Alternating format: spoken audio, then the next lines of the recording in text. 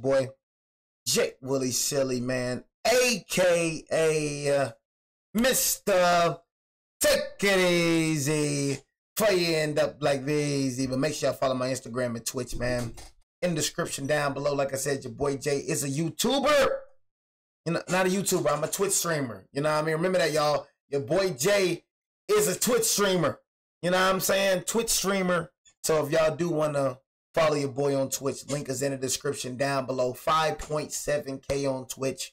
We hit that freaking fast, y'all. We have 5.7K on fast on Twitch. I ain't gonna lie to you. 6K. We can have 6K by the end of this month, bro. You know what I'm saying? And then by the next 4 months, bro, we can have like 10,000. You know what I mean? Honestly. So it's a huge accomplishment, man. I remember when I had Twitch wasn't really a hard transition to come into. You know, I had a big fan base before I got banned on YouTube, bro. And I had like close to 1,000 followers on Twitch, you know, without posting a video or without live streaming. Not posting a video, without live streaming. You know what I mean? So, you know, it's just a huge accomplishment, man. Seeing that I'm going to be at 6,000 followers on Twitch, man. It's a huge accomplishment. But we got 3 disturbing true road trip horror stories. And I got to thank God. Because like I said, they ain't believe in me. But God did. You know what I'm saying? So I got to thank God for all that accomplishment. I'm not great. My man's God's great. You know what I'm saying? Honestly, God made me great. God give me the energy, bro, to do these videos. You know what I mean? So all glory goes to God, for sure and foremost. You know what I'm saying? But that's one thing I wasn't doing back then. You know what I mean? But I'm doing now. We got 3 disturbing true road trip horror stories. You know what I mean? I ain't been on a road trip in a long time. You know what I mean? I'm going to go on a road trip. Sooner or later. Thumbnail time. I ain't missed the thumbnail, man. Thumbnail time. We got it. We got it. We got it. I need to provide some very brief context so the story makes sense. I go to a public university in California. It's part of the UC system. Some UCs like UCLA and Berkeley and Santa Barbara are much bigger, while others like mine are much smaller.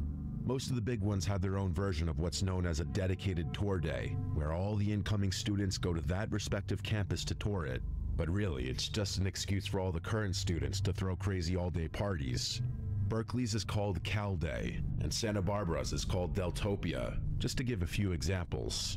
Now, my campus is about a 2.5-hour drive from Santa Barbara, but it's sometimes customary for students from other campuses to make the drive to bigger schools for that one day. I've never really been one to party like that, so it was never something I did.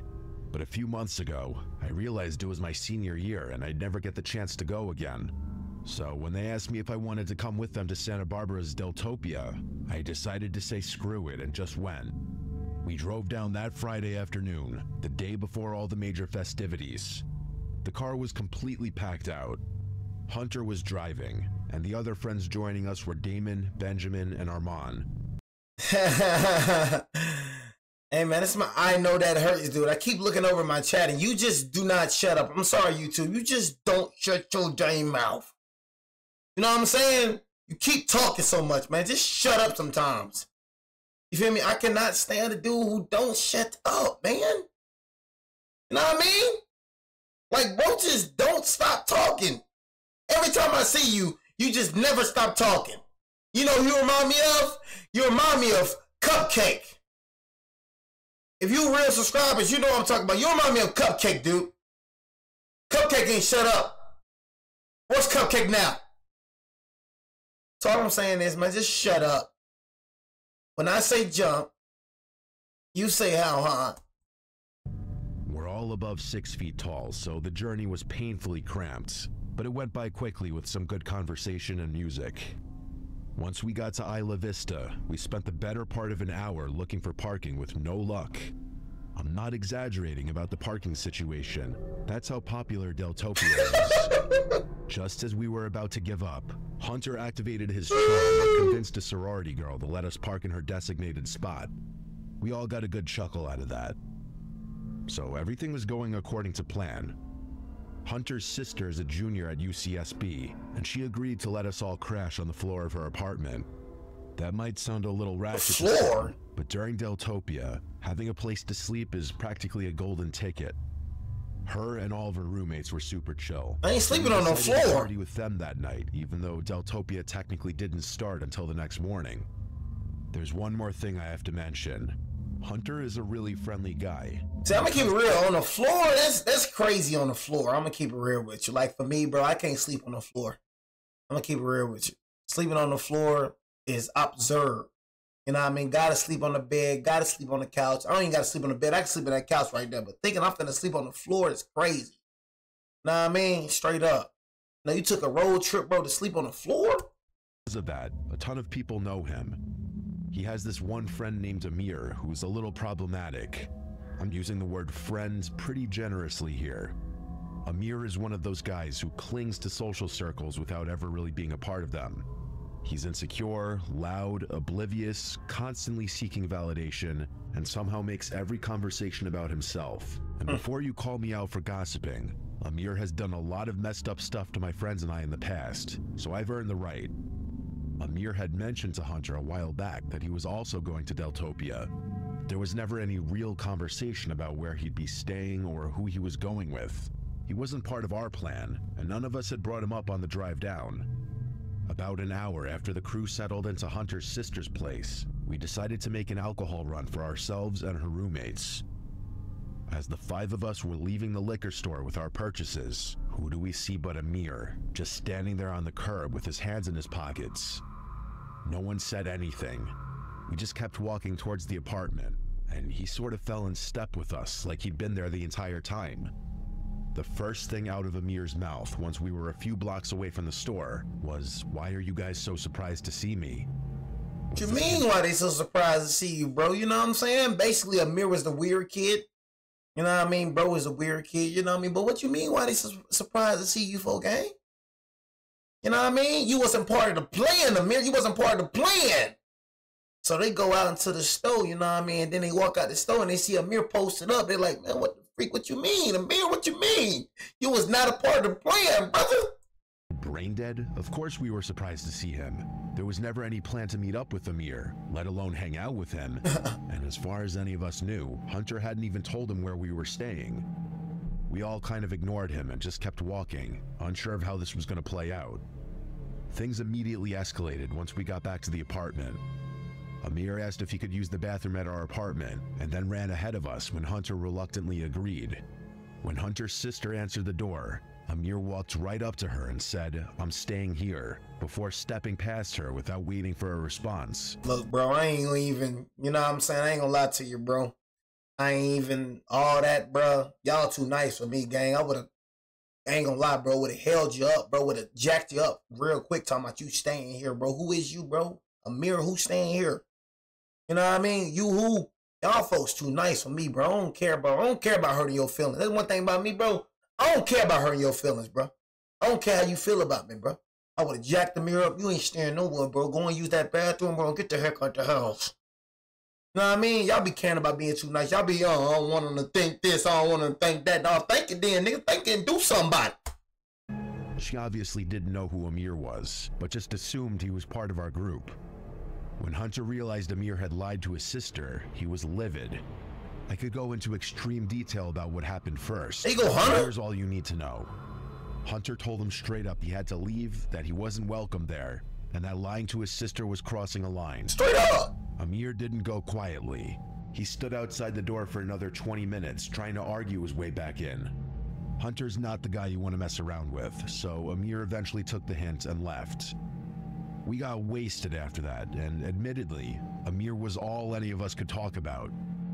We realized later that night that Hunter had been sharing his iPhone location with Amir, meaning Amir had stalked us to the apartment. Like, can somebody tell me what's like this right here? Like, what is so, like, bro, what is so, you said bro never sub. I don't take people serious that say they gonna sub. All they gonna do, they just gonna unsub later, bro. Know what I mean? Right when that thing hit that account, that bank account, I be trying to tell people subbing is not free. I don't know why y'all don't get that to your thick head. Subbing is not free. Gonna hit that bank account, you know what I'm saying? And then you gonna unsub. Just like a lot of them did, unsubbed. So all that little gifting subs. I be trying to tell you, bro, gift subs you want to. Gonna hit that bank account like, what the frick? What the freak? Why did 120 just withdraw from my account? You know what I mean? Because you gifted them subs. I be trying to tell y'all, but y'all be trying to, oh, I don't care. Y'all be trying to pump fake for these folks in this chat. I don't care, bro. No, I don't care about the money. I'm good. All right. You don't care why you be unsubbing then. You know what I mean? But no, I ain't gonna lie to you though. You know, this right here, it makes me cringe. It really bothers me. It irks me inside. Like, for real. It's like, this right here is like, how is this exciting? Being around this many people, bro, I would never, ever, like, oh my God, bro. Me looking at this, bro, just make me mad, bro. But anyway, the next day was a blast. Deltopia certainly lived up to the hype. All people do is just stand around just looking at each other. Hot breath, musty folks, man. I ain't trying to be around this many people, bro. And these folks just standing and just looking at people like, bro, I never understood the hype with this, bro. Most of the playing music were done by late afternoon, jumping up and down. So we met up with 5 of our other friends, and the 10 of us found ourselves chilling back at Hunter's sister's apartment. We filled the rest of the guys in about the situation, and they found it just as odd as we did. One of our other friends, Rylan, said, "Gang, what is this? Where is this at, bro? What the freak?" At Hunter's sister's apartment. Where is this at? We filled the rest of the guys in about the Amir situation, and they found it just as odd as we did. One of our other friends, Rylan, said he was pretty sure he had Amir's location. He immediately checked it, and his jaw actually dropped. He turned the phone towards us, and I swear to God, the little blue dot was showing up basically on top of us. As soon as we mentioned it, though, the dot started moving away quickly, like Amir had been spying on us from a car and was now driving away. It was bizarre. Him showing up a second time was borderline psychotic, especially after Hunter had explained to him why he wasn't welcome there. We probably should have taken the whole thing more seriously than we did. That behavior was extreme, even for Amir. Instead, we all just laughed about his weird obsessiveness and continued partying. Nigga laughed about it. That night, after we had all crashed, I woke up randomly sometime well after midnight. I barely had time to process my surroundings when I heard glass shattering from somewhere deeper in the apartment. That nigga broke into the I spot. shot up off the floor, looking around to see if anyone else was awake. No one was, probably because everyone had gone to sleep completely wasted. I realized pretty quickly that no one else had heard it, and if someone had broken in, I was the only one who could do anything about it. I didn't have a weapon or anything, so I just grabbed an empty wine bottle off the floor, took a deep breath, and started creeping toward the noise. My heart was pounding. When I entered the living room, I saw the sliding door that led to the balcony had been completely shattered. Nobody heard that? In the middle of the floor. How much y'all drink, bro? Didn't nobody hear that glass get shattered, bro? Be serious, bro? Surrounded by glinting shards of glass. I didn't need convincing. I knew Amir was behind it. I went to go wake my friends up, when, out of the corner of my eye, I saw a closet door handle jiggle a little. I froze, more scared than I had been just moments before. I didn't think Amir had the guts to go beyond destroying property, and the thought that he had broken into the apartment terrified me. I was just about to yank the closet door open when my better judgment forced me not to. Yeah. Instead, I snuck back to the bedroom, woke Hunter up, and told him to back me up. The two of us walked towards the living room, but by the time we got there, the closet door was wide open. I looked around frantically, but I didn't see him. That's when Hunter reached into the closet and pulled out this massive kitchen knife. I stared in shock. Amir had literally been standing behind the door with a knife, probably intending to injure me. Yeah. He could have literally ended my life had I opened that closet door. That was the most horrifying moment of my life. Hunter and I woke the rest of the house up, and we did a sweep to be 100% sure that Amir was nowhere in the apartment. We obviously got the police involved, but all that really came of that was just getting a police report. They told us property tends to get destroyed during Deltopia, and we were one of the many victims. Before you ask, Amir had stopped sharing his location with Rylan, so we couldn't even show the police that. We had to leave the next morning. Hunter was freaked out about leaving his sister and her roommates there, especially knowing that Amir had managed to sneak in there once already. Before we got in the car, he pulled out his phone and typed out this massive paragraph to Amir. I'm not going to air it out here, but you can guess what was said.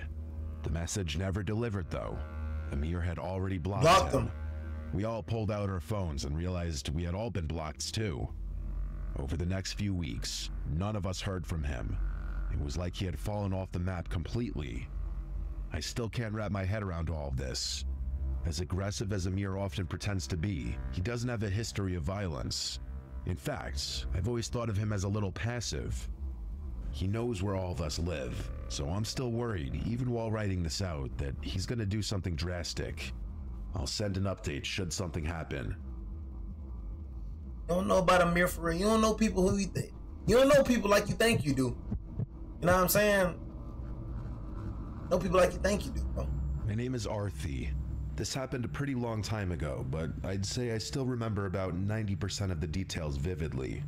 It was late April 1996. That's why I don't hang around new people. I don't hang around new people, bro.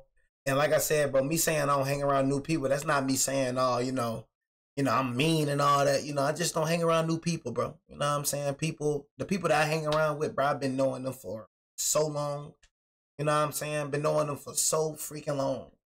You know what I mean? So it's just like hanging around me, bro. I'm talking about being a friend. You know what I mean? That's just something that I'm never going to have a new friend. You know what I mean? It's good. But like I said, going out, talking to people, interacting with people, you know what I'm saying? I really not that type of guy, but I do it though. You know what I mean? Honestly, I'm not the type of dude, bro. I told you, I'm not the type of dude, bro, to talk to you first. I'm gonna keep it real with you. If you expect me to talk to you first, bro, you got a long day coming. It's gonna be a cold day in hell before I talk to a stranger first. You know what I mean? But, you know, I interact with people, bro. I ain't one of them weird type. You know what I mean? You try to talk to me. What's up? I mean, yeah, my name's Jalen. You know, I'm not, one of them weird folks. You know what I mean? But I'm just saying, like, being in my vicinity, like being my friend, me going out with you, bro, me just doing homie stuff with you, bro, that would never happen.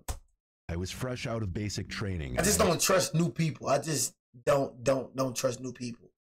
I'd just been assigned to an air base as a communication specialist in San Angelo, Texas. Being stationed in Texas was great for me. Like, if I don't know you? I'm originally from Mississippi, and part of the reason I enlisted in the first place was to get as far away from home as possible. I was 24 years old at the time. My closest friends on base were a guy named Seabass and a girl named Kay. I've since lost touch with them, but back then, the three of us were inseparable. It was a warm weekend, sometime in early April, when Seabass proposed taking a road trip to Austin for the day to experience a change of scenery. Kay and I were also getting sick of the base life monotony, so we agreed. Kay offered to drive, so we packed her SUV with our stuff and hit the road that same afternoon. About an hour into the drive, we were on a mostly empty stretch of highway when Seabass spoke up. He asked us if we had seen the car behind us pull up from the shoulder right after we had passed. I looked back and saw a dark-colored Tahoe or something similar trailing us at a steady distance. I hadn't seen it pull off the shoulder, but being as we were on the highway, it wasn't exactly the weirdest thing. But then Kay changed lanes just to see, and the SUV followed. She did it again a minute later, and again, it mirrored her move. I was confused at first, but then a minute later the SUV put its lights on, and everything made sense. We were getting pulled over by an undercover cop. He pulled over, and I watched as the cop pulled over behind us. They put the lights on? Observe in person. Processing information quickly is something I was quite literally trained to do, so I instantly realized something was off. The guy who stepped out didn't look like any cop I'd ever seen. They stole a cop car. All black tactical gear, but nothing on him that said police. The only thing even remotely official looking about his uniform was a patch on his arm that said something I couldn't read. He didn't behave like a normal officer either. The frick is in that car, bro? Kay's window. He stood behind the car like he was waiting for something. Now, what the frick is this? I watched him a little while longer and realized he wasn't just standing behind the car, but was actively analyzing it. He was looking through the rear window like he was trying to see the stuff we packed. He was also checking out Kay's bumper stickers and her license plate.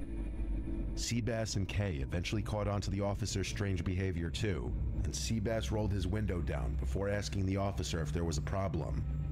Instead of responding, the officer swiftly walked up to Kay's window and asked for her license and registration. Kay reluctantly gave it to him. He walked back to his vehicle and didn't return for a really long time. The three of us started whispering about how strange this whole encounter was getting, but we weren't sure what to do.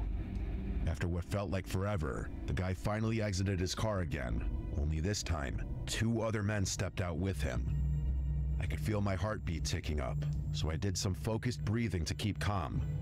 The original officer walked back up to Kay's window and asked her if her father was in the army or something.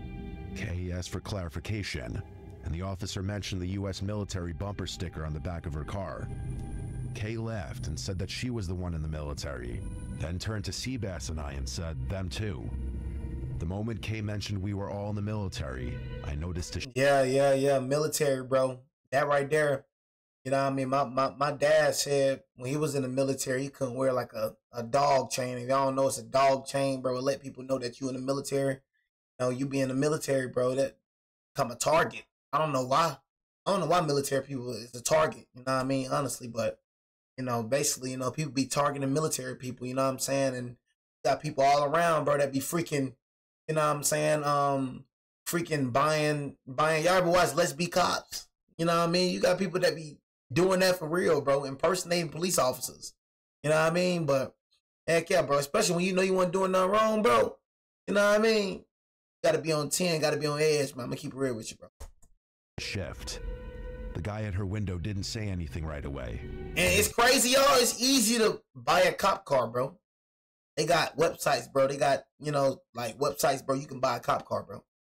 You know what I mean? Honestly, bro. You know what I mean? People portraying to be cops and all type of stuff, bro. Don't even know they can go to jail for that. Stiffened. He glanced back at the other 2 men, who were still standing near the rear of the SUV, and then he glanced back at Kay. Bro, that should be a red flag right there, bro. 2 men came out, bro. I've never in my life seen 2 police officers, 2 other police officers come out the same car. If anything, bro, okay, call backup. But, bro, 2 police officers coming out the same car, that right there, bro, that right there is a freaking red flag right there. You know what I'm saying? Freak is 2 other cops driving in your car, nigga. That right there, bro, would have took off right there. I ain't gonna cap to you. Red flag right there off the rip. There was a weird silence for a second, and then he just told Kay that he was letting her off with a warning and to drive more slowly. You got your address. He handed back Kay's license and turned around without another word. The 3 of them got back in the car, and before Kay could even start her engine, the Tahoe pulled off and sped away. The 3 of us were dumbfounded. Seabass couldn't stop talking about how those guys weren't real officers. They would have done something shady had we all been civilians. Oh yeah, so military saved y'all. Really wasn't much more we could do, so Kay just got back on the highway. Austin was actually a really good time, and by the time we got back to base, we had all but forgotten about the stop. It wasn't until about a week later that I was reminded of it. I was sitting in the rec room watching the local news with Seabass when a story came on that made me freeze up. Apparently, a man and woman had been found dead in a ditch along a stretch of highway just outside of San Angelo. What? According to the reporter, the victims had been robbed and murdered, and investigators believe they were dumped there the night before. What really got me, though, was the next part. The vehicle found abandoned near the scene was a black Tahoe. Police confirmed it had been reported stolen months earlier, several states away. Seabass and I instantly went to find Kay, and the 3 of us agreed we had to tell the police about what we had seen. We told the police everything, and part of me felt a surge of guilt for not telling them sooner. So the thing is that, you know what I'm saying, the only thing that saved these people lives, bro, is them being military. Even to this day, I still think about how Kay's bumper sticker may have saved our lives that day. I can't help but think about how easily it could have been us in that ditch had we not been military. Dang. So the people that they got encountered by, bro, murdered some people. That's crazy. Crazy. Oh, so you never know. That's why I be trying to tell y'all, bro. When you out, bro, I don't care if you don't do nobody. Do nothing nobody, bro. Just take my advice, bro. When you out, bro, be looking everywhere. bro. Everywhere, everything. I told y'all it is impossible to follow me. It's so impossible. Like even 2 days ago, bro, I seen this little white car trailing me. I seen it from a mile away, bro. You know what I mean? See, one thing about me, when I'm driving, bro, I'm always looking at this mirror. I'm always looking, bro. So, you know, like heading from boxing class, I see this little freaking white, like a white Nissan, bro, just following me, bro. You know what I'm saying? Took a turn, he took a turn, I took a turn. Bro, I take turns, bro, just on purpose, just to see. You know, you like, you know, for me, I'm packing, so you know, I'm you can kill me, bro, which is not gonna happen. You could try to, bro, but I ain't gonna lie, you gonna leave with some bullets in you. You feel me? So me, I'm cooler. But you know, and if I feel like I'm being followed, I'm not finna go to the house. You feel me? I'm gonna try to lead you astray or something. So I feel like this white Nissan follow me. I ain't gonna lie, y'all, I'm very paranoid. You know what I mean? So I just see him, he slow down, and then I'm driving, he speed back up. I turn, make turn, he make a turn, make a turn, make a turn. So guess what I do? You know what I mean? I pull, we doing like this, driving. Then I pull over. I don't pull over, you know what I'm saying? But you know, I just pull, it's a church right there. You know what I mean? I pass church every day. It's a church right there. You know what I'm saying? And I just pulled over to the side and he kept driving. You know what I'm saying? Honestly, and then I went right back behind him. Just to see if I wasn't getting followed or anything. I do stuff like that. You know what I mean? If I feel like I'm being followed too long, I'm going to pull over. I'm not going to really pull over and stop the car, stab the car and drive. But I'll pull over just to see if you follow me. If you keep going, I'm going to go right behind you. You know what I'm saying? I've always been a really private person. That's part of the reason I've waited so long to put put this story out there. Gotta just always be alert. Everywhere you go, be paranoid. The best thing for you to do is be paranoid. That's the best thing for you to do. I don't care if people think you tripping. Be paranoid. Everywhere you look, everywhere you go, look, bro. Everywhere you go, be on looking. I don't care. When you're in your car, look at your rearview mirror at least 10 times. You know what I mean? Identify every car that's behind you. I identify every car. You know what I mean? If it's a different car behind me, bro, I look at that car and I see that car. You know what I mean? I make a turn, I see if that car still following me. That's me, bro. You know what I mean? I'm not the type, when I'm at red lights, I'm not the type to be looking at my phone when I'm at red lights. I'm always looking. Rearview mirrors, always looking. Put my phone down when it's red light. You know what I'm saying? Stuff like that, bro. Just always got to be aware of your surroundings. Just never know when it's your day. You never know when it's your day, bro. And I be looking around at people and I be like, bro, people be so aware, bro, unaware of their surroundings. It's like, they be so unaware. It's like they just be living. I can't think of many worse things than this story gets traced back to me somehow. But I was recently thinking about how it would be a shame to leave this earth without circulating it. So here it goes. Oh, bad. I just want people to know that I'm really stepping out of my comfort zone doing this. I gotta travel. About 10 years ago, I was on a solo road trip from West Patterson, New Jersey to Fort Worth, Texas. I was on the way to visit my parents, whom I hadn't seen in a while. I'd moved out of Fort Worth years earlier and hadn't been back much since, so this trip felt overdue. Somewhere in the middle of nowhere, maybe Arkansas or the edge of Oklahoma, I can't really remember exactly, my car started acting up. I tried to ignore it for a while, but eventually I had no choice but to pull over. There wasn't much around, just trees, open field, and a long empty road behind me. I like this scenery. I popped the hood and started poking around, pretending I knew what I was doing. I didn't. I was just sort of killing time, but I didn't want to admit that I was basically helpless. I figured I'd poke around for a bit, and once that failed, I'd call AAA. I didn't actually have AAA, so I was really pissed because I knew they'd charge me an arm and a leg. A few minutes later, though, I heard a car pulling up behind me. It was a nondescript, white pickup truck. I remember noting to myself that it didn't have a front plate, or at least not one I could see.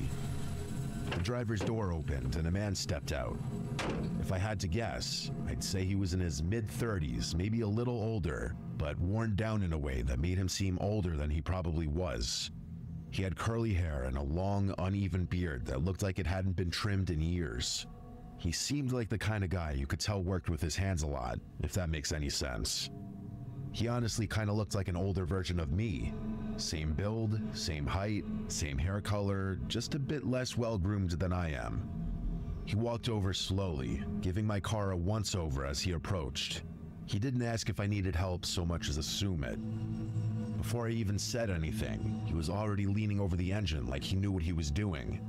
I spoke up and told him what happened, then thanked him for stopping to help me. He told me he was a mechanic, and based on how quickly he got to work, I didn't question it. I was already thinking about how I could repay him for the help when he said something that kind of surprised me. After a minute or two of fiddling, he stepped back and gave the engine a look that didn't exactly inspire confidence. He muttered something about needing a compression tester. Apparently, nigga, do I look like in the middle of nowhere I got a compression texter, nigga? I would have been pissed off if you asked me that. Nigga, I need a compression texter. Nigga, what the heck is that? Nigga, I'm in the middle of nowhere, car broke down. Nigga, I don't know what no compression texter is, nigga. You the mechanic? I bet I give you some money, nigga, go over there and then, you know, try to find a compression texture. You know what I'm saying? Go to Advanced Auto Parts or something. Nigga, I don't know what the freak that is, nigga. The car wasn't going to start no matter what. Then he glanced over to his truck and said his friend, another mechanic, might be able to bring one over. I honestly had no idea what the part even was that he was talking about, but he seemed genuine, so I believed him. I thanked him again, and he pulled out his phone, presumably to call his buddy. He froze up for a few seconds while looking at his phone screen, and then put his phone back in his pocket, saying it was dead. He then asked if he could borrow mine to make the call. I didn't even think twice about it. I pulled my phone out of my pocket and handed it to him without a second thought. He took it with one hand, and then, almost in the same motion, he reached into his jacket with the other and pulled out a gun. I instantly knew what was about to happen. He didn't say much, just told me to sit down on the shoulder and not try anything stupid. His voice didn't shake. He'd clearly done something like this before, Heck yeah. or at least thought about it enough for it to seem practiced. I did what he said. The whole thing felt strangely calm, like we were both just going through something totally normal. He rifled through my pockets and took my wallet, my backpack from the passenger seat, and even had me show him the password to my phone. Then he drove off, and that was that. I had literally just been robbed on the side of the road. I know I'm speaking about it calmly now, but you best believe I was livid at the time. I don't think even now I've ever been more angry in my life. Unfortunately, there's more to this story. Much more. I'm not going to get into too much detail, but someone eventually did stop and help me. After getting my car started, they were even nice enough to give me directions all the way to my parents' house so I could do it without my phone. I made it to Fort Worth later that night, and given the circumstances, my visit with my parents was actually really nice. The next few weeks were a blur of canceling cards, replacing IDs, updating passwords, and basically recovering everything I'd lost. It was annoying and time-consuming, but I eventually squared away as much as I possibly could, and I got on with my life. That's why I say, y'all, what I say. Carry 2 wallets. You know what I mean? That's what I be trying to tell y'all. Carry 2 wallets, bro. 2 wallets. I always carry 2 wallets. It's an essential of mine. Carrying 2 wallets. It's an essential. I do it all the time, bro. Carry 2 wallets. Just in that case, if you try to rob me, right? I give you the wallet that's not real. You look down at the wallet. You know what I'm saying? And I just bust you. I just, you know what I'm saying? Put bullets in you just straight like that. You feel me? Nobody, that's what people don't do. They don't carry 2 wallets. Carry 2 wallets, bro. Just in that case. Because you never know when it's going to come knocking at your door, man. 2 wallets is very important to carry, man. 2 wallets. Fast forward like 6 months. 2 That's when wallets. things started to hit the fan. One day, I got a letter in the mail from some bank I didn't recognize. It's over with. It was addressed to me, thanking me for opening a new line of credit. I figured it was a scam at first, or just some kind of junk mail. Can't let nobody get your information, bro. You just can't, bro. I'm sorry, bro. I would have, 2 wallets would have gave him that. Right when you would have looked down, bro, you just can't. But then another one came. This time from Best Buy, with a card I'd supposedly opened and already racked up over $1,000 on. Damn. The charges were all from a random town in Tennessee. At first, I was more confused than anything, but that's when it hit me. I had forgotten until that exact moment that my social security card was likely in my wallet when I had gotten robbed. And why do y'all carry y'all social security card? I never understand that. I know my social security card I know my social security number by heart. They don't even leave the house with me. Who the freak carries their social security card, bro? Who does that? That's the most dumbest thing that humans do is carry social security. And now, the guy who had robbed me had everything he needed to become me. The next month of my life was a living hell. My credit report was a mess. Hard inquiries, new cards, balances I didn't spend. It felt like every day there was something new. If any of you have dealt with identity theft, you know how hopeless it can seem. I filed a report with the FTC, placed a fraud alert on all 3 credit bureaus, and even froze my credit. I went to the police and gave them everything I had, but without a name or a license plate, they apparently couldn't do a thing. I filed a formal report anyway, just to have a paper trail. I even called the local police departments in each of the towns where fraud had occurred. Never carry your social security card, bro. You're supposed to follow, but somehow it wasn't enough. Things kept escalating. Whoever was stealing my identity was being extremely cautious about it. A few weeks later, I got a call from my health insurance provider. Someone had received emergency care under my name at a hospital in Georgia. It wasn't just a billing issue. There were now records in my file that didn't belong to me. Dang. Stuff that could actually screw me over if I ever landed in the hospital and couldn't speak for myself. I obviously reported everything to the police again, but that was the last straw for me. I decided to take matters into my own hands. From then on, I transformed my whole lifestyle and spent every ounce of my free time trying to track down the perpetrator myself. I set up Google alerts for my name and any recent cities tied to the fraud. I checked my credit report constantly. I scanned forums and dug through social media. I did everything I could think of. One night, on a whim, I decided to start checking Craigslist. I focused on cities tied to the fraud, places where charges had shown up from or mail had come from. After looking around for a while, something caught my eye. It was a posting from Jackson, Tennessee. The listing was for a bunch of used power tools and some other miscellaneous items. I wasn't sure why it stood out to me so much, but the longer I looked, the more familiar it seemed. And then it clicked. Everything listed matched up perfectly with some of the things that had been charged to that Best Buy card. Hey. I sat there for a while, unsure what to do. Boy should be a detective. Eventually, I responded to the list. Boy doing more work than the police. I'll be trying to tell y'all, bro. Police, bro, they only gonna help you to an extent. You know what I'm saying? That's what I'll be trying to tell y'all. Please, for everybody that's watching this video, do not ever take your social security. My social security card stays stays in my house, and it's only in a place where I know it's at. I don't need to carry it. The first thing you need to do, bro, is learn your social security number. For everybody in this chat, if you do not know your social security number, learn it. Every day, say the same numbers every day. My junk is in my head, so somebody asks me for my social security number, I'm not finna give a random, but you know, you gotta give your social security number, you know, for do things. You know what I mean? But bro, you know what I mean? This and that, the third, bro. You say, what's my number, bro? Go ahead and ban this man, bro, please. You know what I mean? Honestly, you know what I mean? Hey, bro, I'm gonna keep it real with you. I'm the last person to play about that with, bro. I'm gonna keep it real with you. Far from green. You know what I'm saying? I'm gonna keep it G with you, bro. All that trying to finesse and all that, bro. I'm a finesser, bro. So it's like that right there funny to me when y'all niggas be trying to finesse. That's funny. What's the number then? Well, I think he's smart. You know what I mean? But yeah, like I was saying though, y'all, you know what I'm saying? Bro, learn the number, you know what I mean, over and over again. That should be the number one thing. Learn the number over and over again. Say it every single day. You know what I'm saying? Every single day. I'm gonna keep it real with you. If somebody else asks me, bro, for my social security number, bro, I'm gonna ban you, bro. Time them out, bro. You know what I mean? Saying I was interested in a Not couple with the of the trolling items junk, and bro. asked if they were still available. I'm time out, bro. I debated trying to attach a tracker link or something clever, but I didn't want to spook whoever it was. It's not long. If it was him, and he got even a hint that someone was onto him, he'd vanish. So I kept it simple. To my surprise, it didn't seem like the guy was onto me at all. After exchanging some emails over the next few days, he gave me a time and a public place to meet, and he told me to bring cash. The meeting was supposed to be the next day. I debated driving all the way to Tennessee myself, but I couldn't bring myself to. There's no telling what I would have done to that guy had I seen him in person a second time. So instead, I called the police department in Jackson to see if they remembered my case. They did, and I basically pleaded with them to help me out.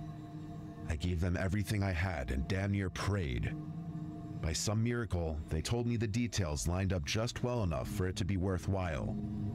They said they'd at least talk to him and see if there was any information they could get out of him. The next day, after a little back and forth, I got the guy to tell me he was driving a red pickup truck. I communicated that with the police and waited. After legitimately several hours, they called me. When they told me what had happened, I wanted to drop on my knees, I swear on my life. The officer told me that as soon as the guy spotted the patrol cars near the meetup spot, he immediately sped out of the lot. He didn't even try to play it cool. That alone was enough to raise red flags, so they followed him. Not long after, the guy ended up losing control of his truck and crashing into a ditch. It wasn't a major accident, but it was enough to get officers legally involved beyond just a casual questioning. According to them, he was a total wreck, visibly shaken, panicking, talking in circles, you get it. As soon as they even mentioned the Best Buy items, he folded. He admitted he didn't know where the stuff had come from, that it wasn't his, and that a friend had given it to him, and he had independently decided to resell it. It could not have been more perfect. The guy ratted out his friends, and with his cooperation, the police were able to acquire enough evidence to arrest the real perp. I've never felt more relief in my life. Dang, this boy solved his own case. That's crazy. That boy solved his own case. Like I said earlier, I'm not trying to have this traced back to me, so I'm gonna keep things vague from here on out. I will say this much though, the guy who robbed me wasn't acting alone. Turns out, there were 3 of them total. The craziest part is that I wasn't the only victim. From what I was told, they'd been targeting travelers and isolated drivers up and down a few different interstate corridors, mostly in the south. Eventually, all 3 of them were caught, charged, and put in jail. I'm not going to say much more than that, but what I will say is justice was served. Boy, it's crazy how you solved your own case. Bro solved his own case, man. You know what I mean? Solved his own case.